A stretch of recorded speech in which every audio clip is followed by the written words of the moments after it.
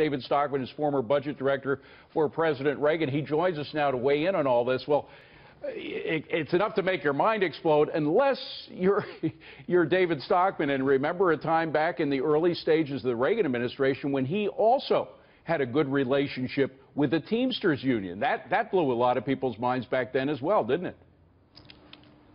David. Well, yes, it did, but I think I wouldn't make overly much about this. Essentially, these were the building trades here today, and they're looking for construction in a big infrastructure, trillion-dollar program and so forth. It's not going to happen. The U.S. government is broke today. We got a $20 trillion debt. The debt ceiling is going to expire. But David, the president says that he's going to do it. He's going to do it with private funding. He's not going to be spending taxpayers' money to do it. So the deficit might be beside the point.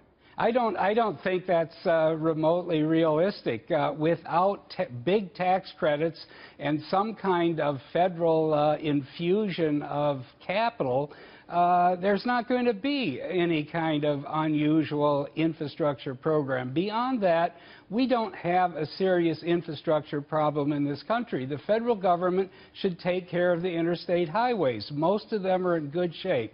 They could raise the gas tax by a couple of cents and take care of any problem. The rest of it, hospitals, schools, airports, local sewer systems and so forth, that's not Washington's business. If you want to drain the swamp, you don't want to get Washington deeper into that.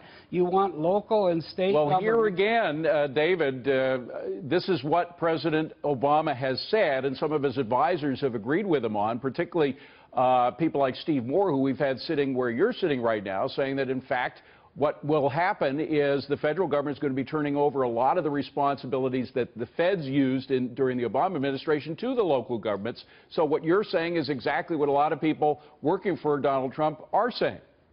Well, I don't quite follow. I don't see that there's going to be any big fiscal stimulus. I think within weeks they're going to be in a fiscal bloodbath. When they talk about some huge tax cut, this isn't 1980. This isn't Ronald Reagan born again. This is a time when we have $20 trillion of debt, 106% of GDP, the opposite of what Reagan... But we should remind our viewers, and forgive me, David, but when President Reagan announced his huge tax cuts, he had to take you to the woodshed, his words, for the fact that you didn't buy into the supply side deal with the tax cuts back then. Well, that's pretty much a mythological version of what happened. Of course, I bought into the supply-side tax cuts. I was one of the initial authors with Jack Kemp and a few others. But I also did not believe in a free lunch. I believed we had to match it with huge domestic spending cuts, reform of entitlements, and balancing the budget within a reasonable period of time. None of that happened. The defense buildup got totally out of control. The tax cut was 6% of GDP, far beyond anything we could afford. Yeah, but the revenues came in full hog during the entire 1980s. Let me just switch to one thing that you may agree with Donald Trump on, and that's when it's talking about the way in which taxpayers' money is spent. Sean Spicer was talking to that point earlier. Let me just play a clip of him and see what you think about it. Play the clip. There's been, frankly, to some degree, a lack of respect for taxpayer dollars in this town for a long time. And I think what the president is showing through the hiring freeze, first and foremost today, is that we've got to respect the American taxpayer. They're sending us a ton of money. They're working real hard. Some people are working 2, 3 jobs just to get by. And to see money get wasted in Washington on a job that is duplicative is insulting to the hard work that they do to pay their taxes. David, as former budget director, that must be music to your ears, no? Yeah, I agree with the sentiment. Let me point out that on day one, when I was budget director, we froze federal hiring. For 1 year, it worked. The federal payroll went down by about 100,000 from 2.2 million. Then it rebuilt and grew until when Ronald Reagan left office in December 1988, the federal payroll was 2.3 million. It was bigger than what he inherited from big government Jimmy Carter. So the point is, the problem is Social Security. It's Medicare. It's this massive defense budget we have.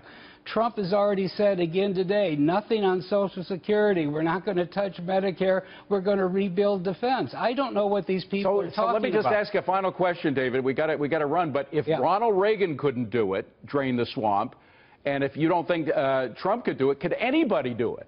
I'm not sure it can be done, but someone who believes that we ought to have massive tax cuts and not pay for them, that wants more defense when we don't need it. He thinks, as Ronald Reagan did, that they'll pay for themselves because there'll be so much more economic activity that you will eventually have a lot more tax revenue. Well, but I'm just putting out his side. David, that turned out to be wrong. A lot of people would argue with you, David, that in fact we did increase our revenues during the 1980s by 40% as a result of the more economic activity. But we could get into this. We'll talk about it in the green room after the show. We got to run. David Stockman, thank you very much.